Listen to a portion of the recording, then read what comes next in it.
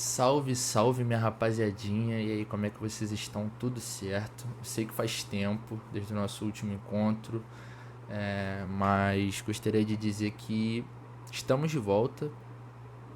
Aconteceram algumas coisas aí nesse meio tempo, mas o que importa é que voltamos com o canal. Tava com saudade de vocês, todos vocês, de a gente trocar essa ideia nesse pós-jogo, pré-jogo, seja lá o que for. Então, sejam bem-vindos de volta a esse aconchegante, pequeno, porém aconchegante canal do Vascaíno Roxo, tá certo? Mas assim, o que não foi aconchegante foi o jogo de hoje, com certeza foi um jogo bem complicado e bem nervoso. Foi na Bacia das Almas, a gente com certeza sofreu mais do que deveria. E eu vou tentar explicar um pouquinho do que eu senti, do que eu achei dessa partida do Vasco e do porquê que a gente sofreu dessa maneira sem precisar. Então, vamos pro vídeo. E é isso, já estamos de volta. Valeu.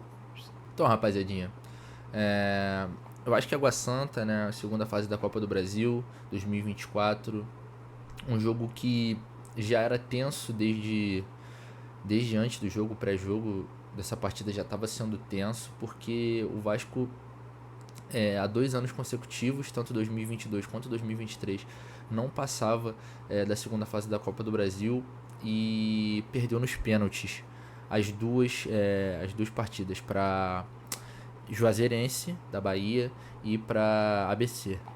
Então assim, já era uma partida que, por mais que o time tenha mudado muito a mentalidade, mudado o treinador, todas essas questões, ainda é um fantasma que, querendo ou não, só ia sair de perto da gente caso a gente confirmasse a classificação, e uma classificação confirmada de uma maneira contundente.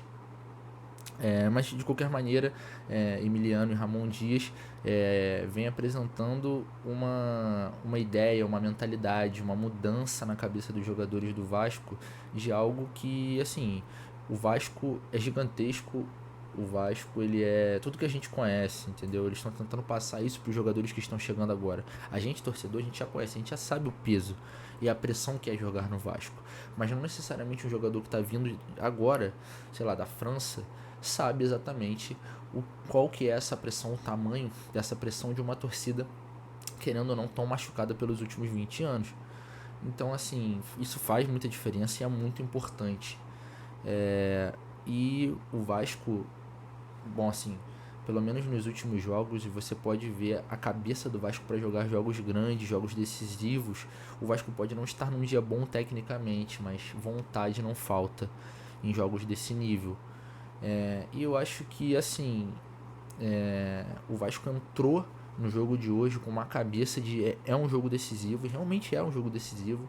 É um jogo que, por mais que ele pareça fácil, ele passe a falsa impressão de que ele é fácil, ele não é fácil. É um jogo contra um time pequeno paulista, e o Campeonato Paulista a gente sabe que é um nível 1, 2, 3 degraus acima do Campeonato Carioca.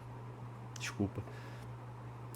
E assim, o Vasco veio a campo com essa mentalidade. Tanto que o Vasco teve um começo muito forte, muito bom, trocando passes, fazendo o Água Santa correr, se perder pela bola, girando o jogo, procurando o erro de marcação do Água Santa. E logo aos 2 minutos de jogo, o Vasco já fez um gol com Galdames, numa virada de jogo, assim, num passe, se eu não me engano foi do Adson, não sei exatamente de quem foi o passe, mas um passe na pressão elevado, o País já domina cortando a bola, chuta, a bola sobra no pé do Galdames, que vem fazendo esse volante que pisa na área muito bem. 1-0 Vasco, é isso, estamos tranquilo.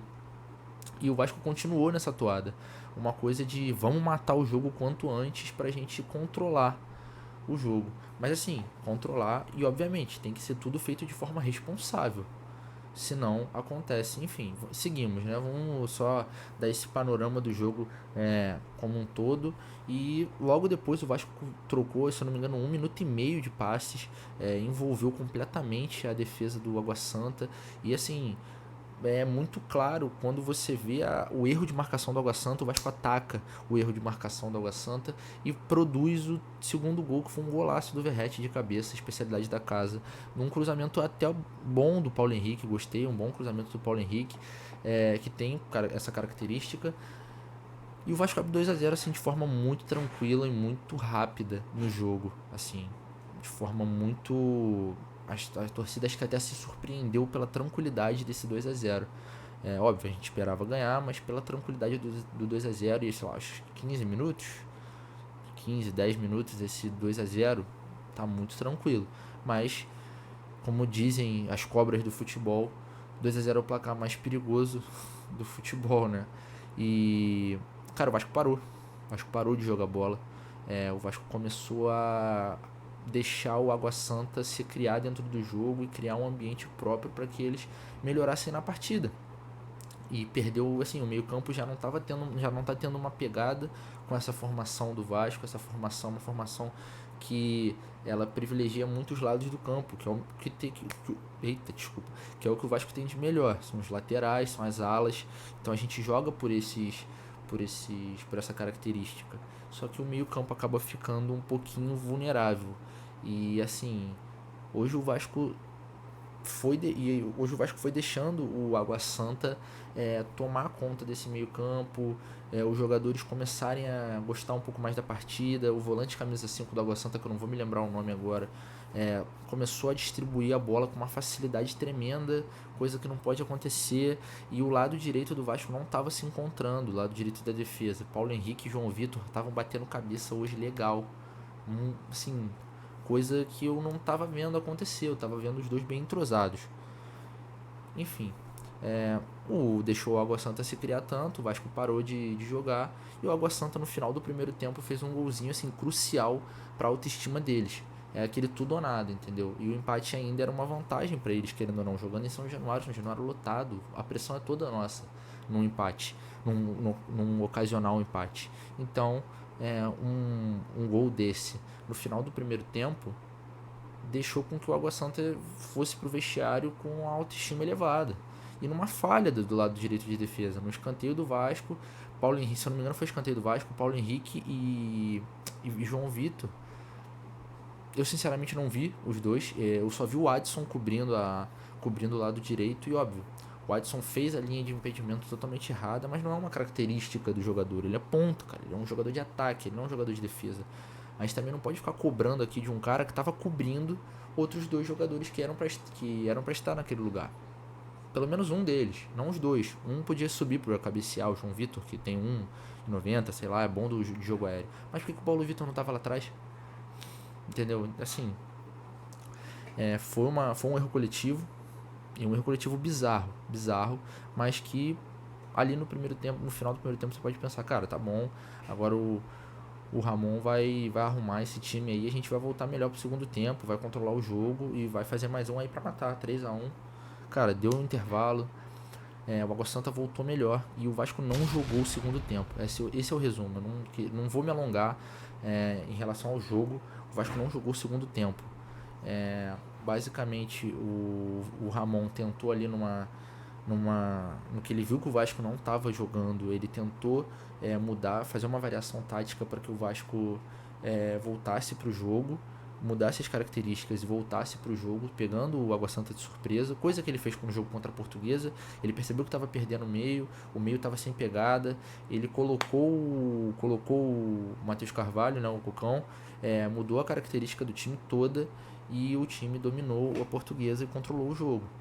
Mas não aconteceu contra o Água Santa, porque o Água Santa não é um time tão frágil, tão bobo quanto a Portuguesa. A Portuguesa, quer dizer, o Água Santa é um time muito mais corajoso e foi muito mais corajoso. A mudança basicamente não, as mudanças não deram certo, o David nem apareceu no jogo, mas enfim, as mudanças não deram certo.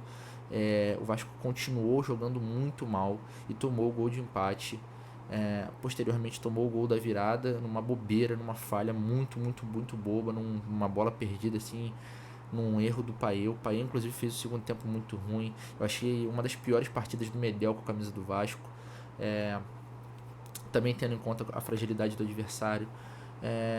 Enfim, Aí o Vasco tomou a virada e conseguiu empatar no último lance, que foi quando parece que o Vasco voltou e, assim, instalou na cabeça deles. Parece que os jogadores estavam todos em transe e alguém falou: irmão, vocês estão perdendo, em casa, de novo, vamos.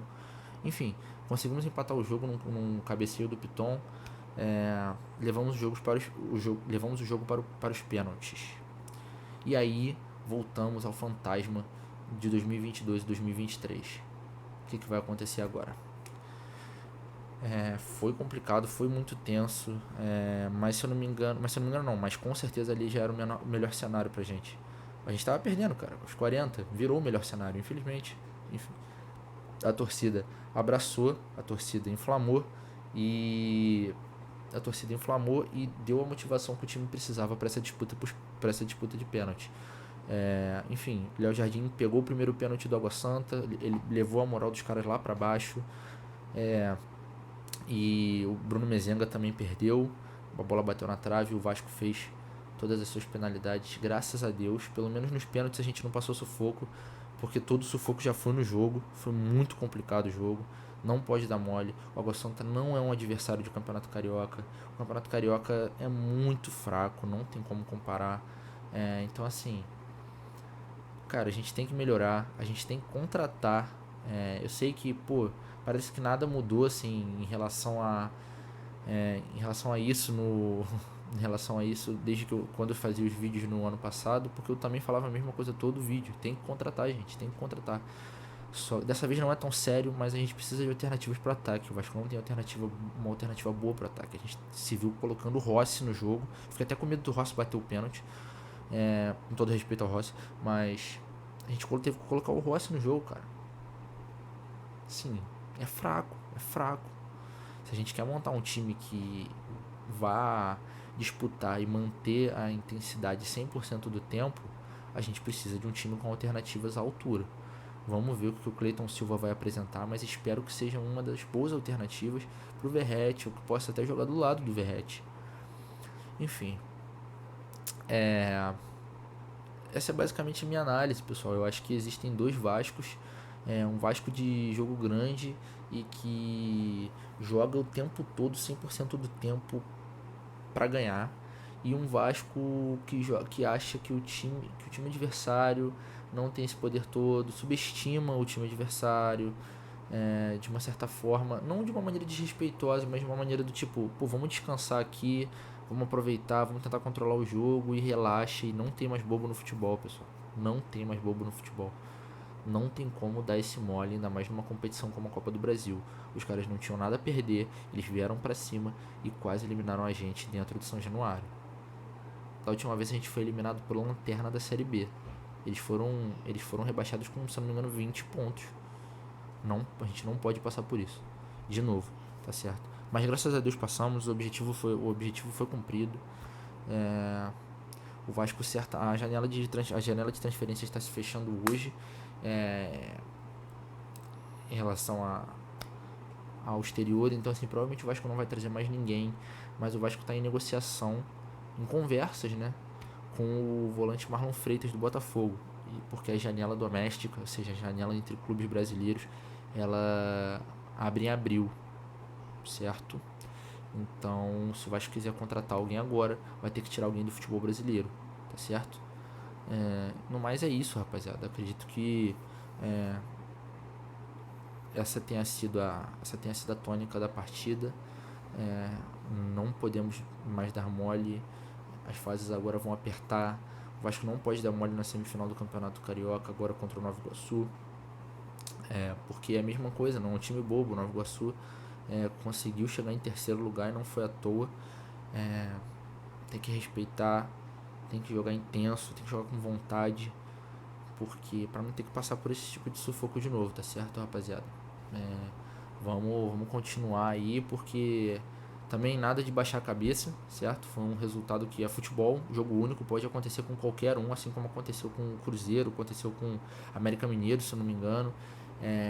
Equipes tradicionais do futebol brasileiro, mas que se viram em situações completamente complicadas nesse campeonato que é a Copa do Brasil. Vamos para a terceira fase, vamos ver no que vai dar, vamos ver quem a gente vai pegar. Espero que a gente entre mais focado e jogando mais futebol do que a gente jogou hoje. É isso. Tamo junto, rapaziada. Muito obrigado aí pela visualização, pelo like, pelo comentário. Vamos trocar uma ideia. Até o próximo vídeo. Jogo contra o Nova Iguaçu. Tamo junto. Saudações vascaínas, rapaziada. Valeu.